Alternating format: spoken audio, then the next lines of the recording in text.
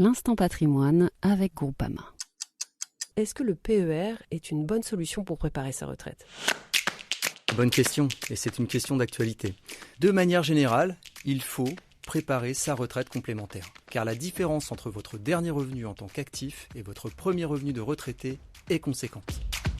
Par exemple, un cadre ou un travailleur non salarié va perdre proche de 50% et voire même davantage dans certaines situations. Donc oui, il faut faire quelque chose et le plus tôt sera le mieux. Alors, le PER, le plan d'épargne retraite, est une des solutions prévues pour bien préparer sa retraite. Il a été créé en 2019 par la loi Pacte, donc il n'est pas encore aussi connu du grand public que l'assurance vie par exemple. L'idée de ce PER, c'est de regrouper des solutions pour harmoniser et moderniser l'épargne retraite. Que vous soyez salarié ou indépendant, vous pouvez ouvrir un PER. Je ne vais pas rentrer trop dans les détails, mais disons qu'il y a 3 choses principales à savoir.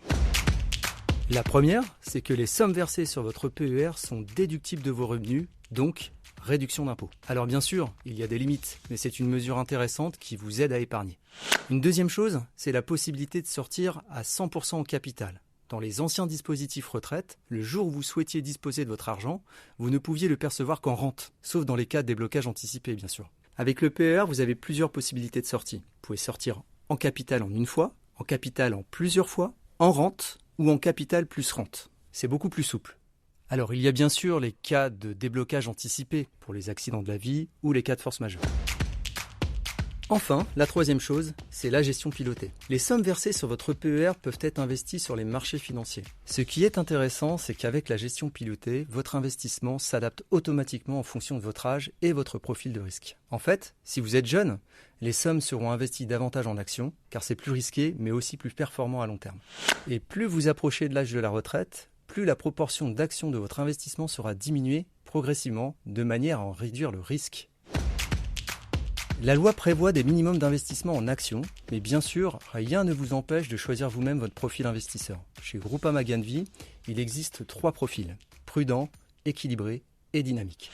Donc le PER, c'est une bonne solution pour préparer sa retraite. Mais il y en a d'autres. L'immobilier, par exemple, pour percevoir des loyers. Je vous invite d'ailleurs à écouter les 2 derniers podcasts sur l'immobilier. Et bien sûr, vous pouvez souscrire un contrat d'assurance vie qui est assez classique. Pour évoquer toutes ces solutions, parlez-en à votre conseiller. Il est là pour répondre à toutes vos questions et vous accompagnera dans votre projet de retraite.